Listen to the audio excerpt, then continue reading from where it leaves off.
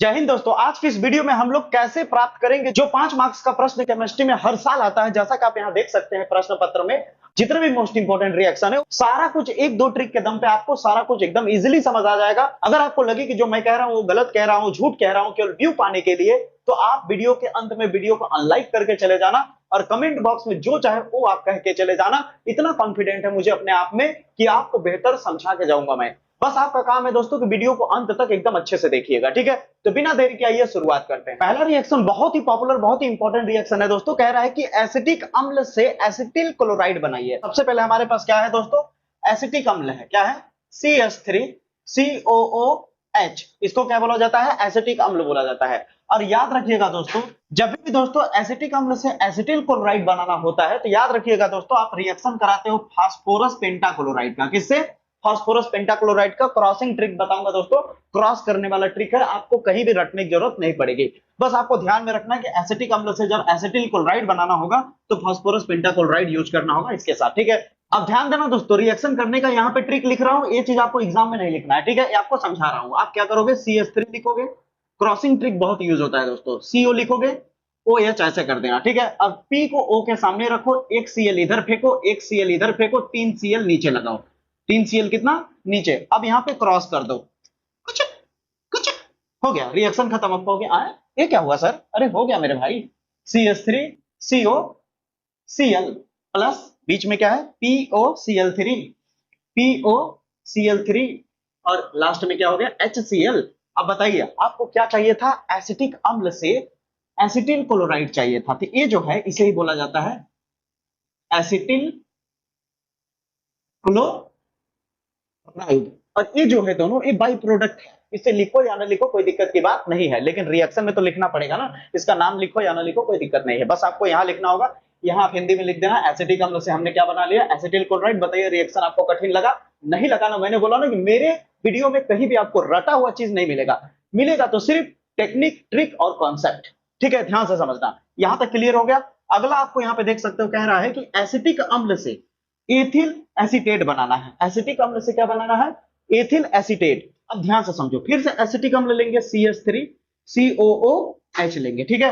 अब यहाँ पे हमें क्या लेना होगा वो मैं बता रहा हूं, पहले समझो। इसको रिएक्शन कराने के लिए आपको H2SO4 की उपस्थिति में करानी होती है, ठीक है। अब आप कहोगे सर अगर मान लीजिए उत्प्रेरक यानी बोले तो कैटलिस्ट अगर गलती से हम भूल गए तो भी आपका मार्क्स कटने का चांसेस बहुत कम है। आपका रिएक्शन प्रॉपर सही होना चाहिए, ठीक है। एग्जामिनर भी समझते हैं कि कैटलिस्ट हर कोई उतना ज्यादा याद नहीं कर पाता, ठीक है। यहाँ अगर आपका छूट भी जाता है तो एकदम संकोच करने की जरूरत नहीं है, लेकिन ध्यान में रखिएगा, ठीक है। अब ध्यान दीजिए दोस्तों, यहाँ पे क्या लिखना होगा, क्या रिएक्शन कर रहा हूँ, मेरी बात को सुनिए। पहले आपको ट्रिक बताता हूँ। ट्रिक ये है कि हमें बनाना क्या है? एथिल एसीटेट बनाना है। तो एसीटेट का फार्मूला होता है CH3COO, इसे बोलते हैं एसीटेट। क्या बोलते हैं दोस्तों? एसीटेट। और एथिल किसको बोलते हैं? C2H5 को।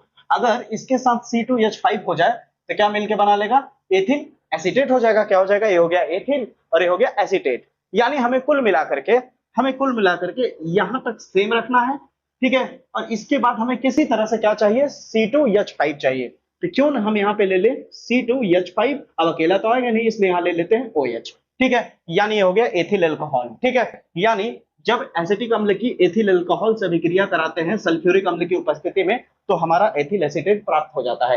फिर भी रटना नहीं है, जैसे बता रहा हूं ट्रिक समझो। ट्रिक ये है कि हमें इतना चाहिए होगा और इधर का ये हिस्सा चाहिए होगा, तो ये हिस्सा इसके साथ जुड़ जाएगा।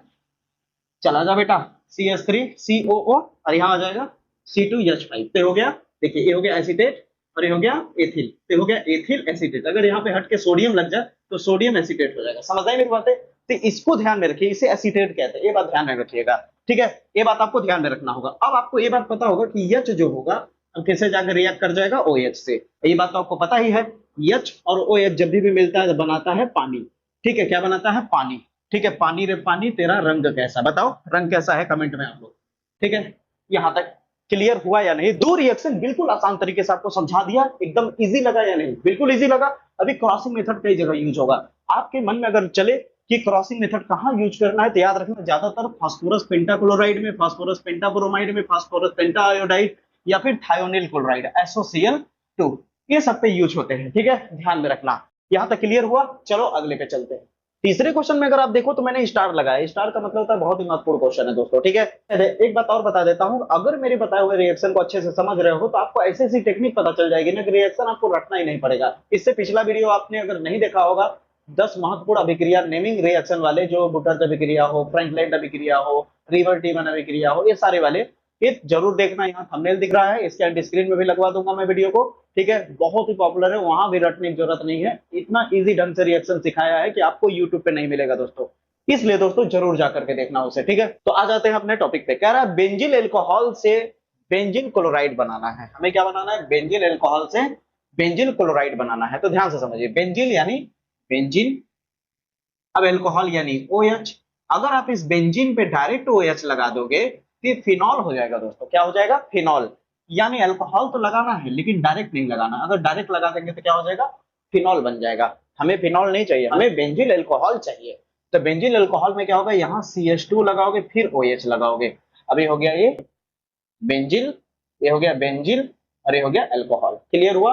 अब बेंजिल अल्कोहल की अभिक्रिया करा के तुम्हें बेंजिल क्लोराइड चाहिए, तो बेंजिल क्लोराइड पाने के लिए तुम्हें फिर से फास्फोरस पेंटाक्लोराइड का रिएक्शन करना होगा। किससे? फास्फोरस पेंटाक्लोराइड से। और अभी आपको क्या बताया था मैंने कि मेरा ट्रिक हमेशा हर जगह काम करेगा अगर अच्छे समझोगे तो। आ गया ना फास्फोरस पेंटाक्लोराइड, अब तुरंत क्रॉसिंग वाला ट्रिक काम कर जाएगा। तो कैसे काम करेगा देखिए, यहाँ करता हूँ, ध्यान से देखना। क्या है? बेंजीन, बेंजीन रे बेंजीन, आजा आजा, CH2 OH, ऐसे ओपन कर लो, P को रखो O के पास, Cl एक इधर, Cl एक इधर, बाकी सब पीछे। क्लियर है? अब यहाँ पे हो जाएगा टिचू टिचू रिएक्शन। क्लियर? अब आप देखो क्या लिखते हैं हम लोग, ये हो गया बेंजीन। अगर मैं क्लोरीन डायरेक्ट लगा दूं तो बेंजीन क्लोराइड हो जाएगा। हमें बेंजीन नहीं, हमें बेंजील क्लोराइड चाहिए। बेंजील क्लोराइड यानी CH2, CH2 के साथ क्या रहेगा? Cl। क्लियर है दोस्तों? अब यहाँ क्या है? PO3HCl। हो गया रिएक्शन कंप्लीट। यहाँ बेंजील अल्कोहल लिखोगे और यहाँ पे बेंजील क्लोराइड लिख देना। अब बताओ क्लियर हुआ या नहीं? रिएक्शन ऐसा लग रहा है कि आप बहुत रटना पड़ रहा है, ट्रिक है कि नहीं? बस आपको प्रैक्टिस करना है। इस वीडियो खत्म होने के बाद एक आध बार जब इसे प्रैक्टिस कर लोगे तो अपने दिमाग में नाचने लगेगा सच्ची। आपको रिएक्शन रटने की जरूरत ही नहीं पड़ेगी, बस इस चैनल को फॉलो करो और रेगुलर शाम को 7 बजे हाजिर हो जाओ ताकि हर एक वीडियो का आनंद उठा सको, ठीक है। तो चलो आगे बढ़ते हैं। यहाँ मेथिल ब्रोमाइड है, इस बार मेथिल, मेथिल को क्या बोलते हैं? CH3 को मेथिल बोलते हैं। मेथिल ब्रोमाइड से हमें क्या बनाना है? मेथिल साइनाइड बनाना है। साइनाइड, साइनाइड, जहर जहर जहर, CH3Br, हो गया मेथिल ब्रोमाइड। अब हमें साइनाइड यूज करना है, Cl। अब साइनाइड में अगर एक चीज नोटिस करो, साइनाइड में ज्यादातर आपको या तो सोडियम साइनाइड या तो पोटेशियम साइनाइड, ये सब ज्यादातर देखने को मिलता है, ठीक है। और यहाँ पे आपका रिएक्शन होगा, रिएक्शन होगा तो याद रखिएगा, यहाँ पे ये ब्रेक हो जाएगा, ये माइनस होता है प्लस होता है, ये ब्रेक हो जाएगा, ये माइनस हो जाएगा, ये प्लस हो जाएगा, प्लस। अब ये प्लस वाला माइनस वाले की तरफ चला जाएगा, यानी CH3Cl, ये हो गया मेथिल साइनाइड। अब यहाँ बाई प्रोडक्ट क्या बचेगा? के के साथ कौन आ जाएगा? Br, potassium bromide. अब बताओ ये भी रिएक्शन क्लियर हुआ या नहीं? मजा आया? क्लियर हुआ? आपने 4 रिएक्शन बड़े ही आसान तरीके से महत्वपूर्ण रिएक्शन को सीख लिया। अब चलते हैं दोस्तों पांचवें और छठवें की तरफ। पांचवें और छठवें की अगर बात करूं तो छठवें में जो आपको दिख रहा है, IUPAC नेमिंग के आधार पे आपको रिएक्शन करना होता है। तो ये वाले क्वेश्चन बहुत ही इंपॉर्टेंट क्वेश्चन होते हैं, ये क्वेश्चन आते ही आते हैं बोर्ड एग्जाम में। तो इस तरह वाले रिएक्शन को आप तभी कर पाते हो जब आपको IUPAC नेमिंग अच्छे से आता है। अगर नहीं आता तो यहाँ पे थंबनेल दिख रहा है, इस पे जाकर के IUPAC सीखो। इतना आसान तरीके से समझाया हूं कि आपको one of the best video लगेगा, ये मैं गारंटी कह सकता हूं, ठीक है। अगर आपने देख लिया तो बहुत अच्छा, नहीं देखा तो जरूर देखिएगा दोस्तों, ठीक है। चलिए शुरुआत करते हैं। पांचवा कह रहा है एथिल क्लोराइड से एथेनॉल बनाना है। तो एथिल का फार्मूला तो बता दिया हूं, C2H5 को एथिल कहते हैं, क्लोराइड को Cl कहते हैं। अब इसके साथ क्या ऐसा रिएक्शन कराए तो हमें क्या मिल जाए? एथेनॉल मिल जाए। एथेनॉल, एथेनॉल यानी C2H5, ऑल मतलब एल्कोहल, ये हमें चाहिए। यानी हमारे पास ये तो हैया है, हमें OH चाहिए, एल्कोहल, तो OH आ गया। अब यहाँ क्लोरीन है, क्लोरीन इसका मतलब यहाँ से हटेगा तो क्लोरीन हट माइनस में है तो प्लस वाला चाहिए। तो इसके साथ पक्का अब हल्का सा हिंट आने लगा होगा आपको कि यहाँ कोई मेटल यानी कोई धातु होगा, चाहे सोडियम या पोटेशियम। तो यहाँ पे हम ले लेते हैं पोटेशियम ले लेते हैं, कोई दिक्कत? कोई दिक्कत नहीं है। तो अब बताइए यहाँ से क्या हो जाएगा? ब्रेक हो जाएगा, यहाँ से ब्रेक हो जाएगा जैसे ही गर्म करेंगे, ठीक है। तो OH जो होगा इसके साथ एल्कोहल के साथ जाकर के जुड़ गया, और के जो है Cl के साथ जुड़ गया। ये भी रिएक्शन आपको क्लियर हुआ होगा, मैं गारंटी के साथ कह सकता हूँ। इतना आसान तरीके से आपको बता रहा हूं कि ये सारी चीजें आपको रटना पड़ता होगा, लेकिन अब कभी रटना नहीं पड़ेगा, इसे देखते ही अपने से बनाने लगोगे। यही है असली पढ़ाई।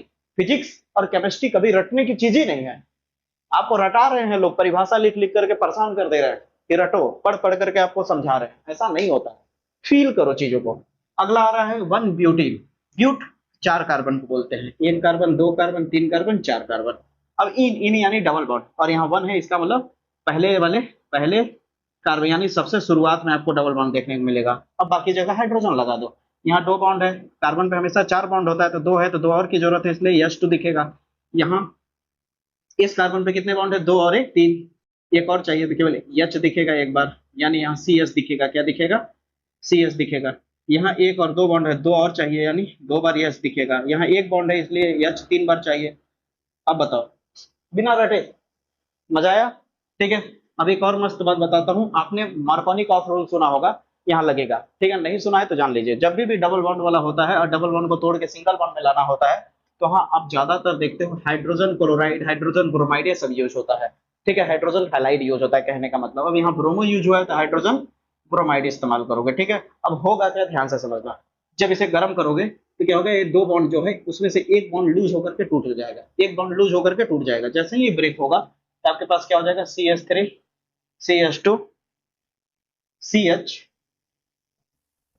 और यहाँ पे CH2 जो है, ध्यान से समझना, यहाँ जो डबल बॉन्ड था ये बॉन्ड टूट जाएगा तो एक यहाँ पे खाली हो जाएगा और एक यहाँ खाली हो जाएगा। तो ये जो है ये भी ब्रेक होकर के एक हाइड्रोजन और एक ब्रोमीन जो है वो टूटे हुए बॉन्ड के पास एक यहाँ और एक यहाँ जाके चिपक जाएंगे। लेकिन कैसे पता चलेगा कि ब्रोमीन यहाँ आएगा या फिर यहाँ आएगा? तो आप यहाँ खुद देख सकते हो, ब्रोमो कहाँ पे है, दूसरे नंबर पे है। तो यहाँ पहला कार्बन दूसरा कार्बन, तो यहाँ पे ब्रोमीन देखने को मिलेगा और यहाँ पे हाइड्रोजन देखने को मिलेगा। समझ आई मेरी बातें?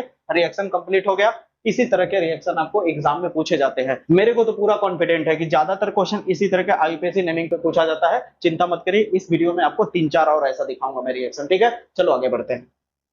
अब दोस्तों 7वां और 8वां देख सकते हो, सेम उसी पैटर्न पे है, आईयूपीएससी नेमिंग के आधार पर। ठीक है, तो कैसे करेंगे इसको देखिए। जो मेरे आईयूपीएससी को अच्छे से देख करके आया होगा वो ऑटोमेटिक ये सारी चीजें आराम से कर लेगा। अब दोस्तों 7वां और 8वें को अगर देखें तो जैसा अभी मैंने 6वां कराया था उसी तरह से है। कैसे होगा ध्यान दीजिए, जो आईयूपीएससी देखा होगा मेरा वो आसानी से कर लेगा। देखिए क्या कह रहा है, कह रहा है कि 1 ब्रोमोप्रोपेन से हमें 2 ब्रोमोप्रोपेन बनाना है। जब भी सेम चीज देख लीजिए, ब्रोमोप्रोपेन, ठीक है, 1 से 2 में बनाना है हमें। यानी एक बार ब्रोमो पहले कार्बन पे था, इस बार ब्रोमो किस पे आ जाएगा, दूसरे नंबर पे आ जाएगा। इस तरह का अगर आपको देता है तो कैसे करते हैं ध्यान दीजिए। आप पहले इसे लिख लीजिए, क्या है आपके पास, ब्रोमोप्रोपेन है, तो ब्रोमोप्रोपेन, प्रोपेन का मतलब 3 कार्बन, प्रोपेन का मतलब कितने कार्बन, 3 कार्बन, 3 कार्बन है। अब प्रोपेन एन का मतलब सिंगल बॉन्ड, तो सब जगह क्या आएगा, सिंगल बॉन्ड आएगा। अब ब्रोमीन किस पे है, पहले नंबर पे, ब्रोमो किस पे है, पहले नंबर पे, यानी 1 कार्बन 2 कार्बन 3 कार्बन लिखो तो पहले कार्बन पे कौन है दोस्तों, ब्रोमीन है, यानी ब्रोमो। यहां तक क्लियर हुआ? अब इसे बैलेंस कर लेते हैं। हर कार्बन पे 4 बॉन्ड होना चाहिए, तो 1 और 2 हो गया, तो 2 और चाहिए, तो हाइड्रोजन कितने लगेंगे, यहाँ पे 2 बार हाइड्रोजन लगेगा। यहाँ 1 2, तो यहाँ भी 2 हाइड्रोजन लगेगा। यहाँ पे कितना हाइड्रोजन लगेगा दोस्तों, 3 हाइड्रोजन लगेगा। ठीक है, ये आपको लिखने का तरीका समझ आया? बिल्कुल आ गया होगा। अब दोस्तों याद रखिए, सबसे पहले आपको 2 ब्रोमोप्रोपेन में लाने से पहले इसे डबल बॉन्ड में कन्वर्ट करना होगा, फिर इसका क्या कहते हैं, मार्कोनिकॉफ रूल लगाना होगा। तो इसके लिए हमें क्या करते हैं, ध्यान दीजिए। यहाँ पे अब KOH की उपस्थिति में इसका बी हाइड्रोजनीकरण होता है, बी हाइड्रोजनीकरण। अब इसका मतलब क्या होता है, इसका मतलब होता है कि यहां से आप ध्यान से समझिए, ये दोनों दिख रहा नहीं वाला, इन दोनों में से इसके पास कौन है, ब्रोमीन है, और इसके पास जो हाइड्रोजन है वो निकलेगा। यहां से एक ब्रोमीन निकल जाएगा और यहां से एक हाइड्रोजन, यहां से एक हाइड्रोजन निकलेगा और यहां से क्या निकल जाएगा, ब्रोमीन निकल जाएगा। अरे दोनों आपस में मिलकर साइड हो जाएंगे, HBr। ठीक है, अब आपके पास क्या बचा, CH3 बचा, CH2 था तो CH बचा, यहाँ CH2 है लेकिन डबल बॉन्ड हो जाएगा। क्यों हो जाएगा डबल बॉन्ड, क्योंकि यहाँ से ये हटेगा और यहाँ एक बार CH होगा, तो इसे बैलेंस करने के लिए जैसे ये दोनों हटेंगे तो यहाँ बीच में क्या आ जाएगा, इन दोनों कार्बन के बीच में डबल बॉन्ड आ जाएगा। अब जब डबल बॉन्ड आ जाएगा तो इसका पुनः अभिक्रिया करा देंगे। इसका क्या कर देंगे दोस्तों, पुनः अभिक्रिया कराएंगे। जब इसका पुनः अभिक्रिया कराएंगे तो अभी इसके पहले 6वें में जो मैंने कराया था वो आपका क्या लगा था रूल, मार्कोनिकॉफ रूल लगा था। अब जो नहीं जानता वो जान लीजिए मार्कोनिकॉफ रूल होता क्या है, मार्को, और इसी की सेम उपस्थिति में अभिक्रिया होगा KOH की। ठीक है, मार्कोनिकॉफ रूल ये होता है दोस्तों, मार्कोनिकॉफ रूल में डबल बॉन्ड ब्रेक होता है। जब डबल बॉन्ड ब्रेक हो जाता है, जैसे ब्रेक हो गया डबल बॉन्ड, तो क्या बचा, CH3 CH, सिंगल बॉन्ड आ जाएगा और यहाँ आ जाएगा CH2। ठीक है, जब डबल बॉन्ड ब्रेक होता है दोस्तों तो याद रखिएगा डबल बॉन्ड कहाँ कहाँ था, इस पे था और इस पे था। तो इन दोनों में देखा जाए तो हाइड्रोजन की संख्या इस तरफ ज्यादा है तो मार्कोनिकॉफ रूल ये कहता है कि हाइड्रोजन जिधर ज्यादा है उधर हाइड्रोजन चला जाएगा, ये वाला हाइड्रोजन ज्यादा वाले हाइड्रोजन की तरफ चला जाएगा और ब्रोमीन कम वाले हाइड्रोजन की तरफ चला जाएगा, क्योंकि डबल बॉन्ड यहीं पे था, पूरा खेल इन्हीं दोनों के साथ होगा। तो यहाँ पे क्या आ जाएगा, हाइड्रोजन की संख्या 2 थी तो अब कितनी हो जाएगी, 3 हो जाएगी, क्योंकि ए वाला हाइड्रोजन चला गया। अब यहाँ पे जो बी आर था वो यहाँ आ जाएगा। क्लियर हुआ। अब इसका आईयूपीएसी नेमिंग करके देख लीजिए, 1 कार्बन 2 कार्बन 3 कार्बन। दूसरे नंबर पे कौन है, ब्रोमीन, तो क्या हो जाएगा 2 ब्रोमो ब्रोमो। अब 3 कार्बन है तो क्या हो जाएगा, 3 कार्बन बोलते हैं प्रो, सिंगल बॉन्ड है तो क्या हो जाएगा, एन हो जाएगा, 2 ब्रोमो प्रोपेन हो जाएगा। अब बताइए क्लियर हुआ या नहीं, मजा आया। अगर यहां तक आपको समझ आया, क्लियर हुआ, तो इस वाले को आप खुद से करने की कोशिश करना। 2 ब्रोमो प्रोपेन है और 1 ब्रोमो प्रोपेन में इसे बदलना है, सेम है बस उल्टा कर दिया गया है। ट्राई मारोगे पक्का कर लोगे, मैं गारंटी के साथ कहता हूं, जरूर करना इसे। चलो आगे बढ़ते हैं। अगर 9वें 10वें की बात करूं दोस्तों, दोनों ही बहुत ही पॉपुलर क्वेश्चन है। क्लोरोबेंजीन को डाइफेनिल में बदलना और क्लोरोबेंजीन को फिनॉल में बदलना, ये क्वेश्चन काफी बार पूछा जाता है, कई बार रिपीट भी करता है बोर्ड एग्जाम में, ठीक है। इसलिए इन दोनों को हर हालत में समझिएगा, देखने में बहुत ही हार्ड लगेगा लेकिन बहुत ही इजी होगा, आप खुद जज कर लेना। भी ध्यान से समझो, कह रहा है क्लोरोबेंजीन को डाइफेनिल में बदलो। जब भी क्लोरोबेंजीन को डाइफेनिल में बदलना होता है तो क्लोरोबेंजीन पहले होता क्या, पहले समझो। बेंजीन के ऊपर क्लोरीन का लगना, बेंजीन के ऊपर क्लोरीन का लगना, इसे क्या बोलते हैं, क्लोरोबेंजीन कहते हैं। क्लोरोबेंजीन को डाइफेनिल में बदलने के लिए, फेनिल का मतलब भी बेंजीन ही होता है और डाई का मतलब 2 बार बेंजीन यूज होगा, इसका मतलब साबित होगा कि बेंजीन एक नहीं बल्कि यहाँ पे 2 बार इस्तेमाल होगा बेंजीन, यानी क्लोरोबेंजीन के 2 अणु लिए जाएंगे, ठीक है। इसकी अभिक्रिया सोडियम के 2 परमाणु के साथ किया जाएगा, ठीक है। और ये अभिक्रिया शुष्क ईथर की उपस्थिति में होगा, ठीक है, याद रखिएगा, शुष्क ईथर की उपस्थिति में अभिक्रिया होगा। जब शुष्क ईथर की उपस्थिति में अभिक्रिया होगा तो यहाँ क्लोरीन कितने बार है, 2 है, इसका मतलब क्लोरीन भी 2 बार है, तो 2 बार सोडियम और 2 बार क्लोरीन क्या हो जाएगा, साइड हो जाएगा, NaCl, ठीक है। अब आपके पास क्या बचा, केवल बेंजीन बचा। ये जो 2 बेंजीन आपको दिख रहा है, ये दोनों बेंजीन कुछ इस तरह से साथ में आ जाएंगे, ध्यान दीजिएगा, ये दोनों बेंजीन कुछ इस तरह से साथ में लिंक हो जाएंगे। क्या हो जाएंगे दोस्तों, पूरी तरह से लिंक हो जाएंगे कुछ इस तरह से। जैसे ये लिंक हो जाएंगे इस तरह से, इसे ही बोला जाता है डाइफेनिल।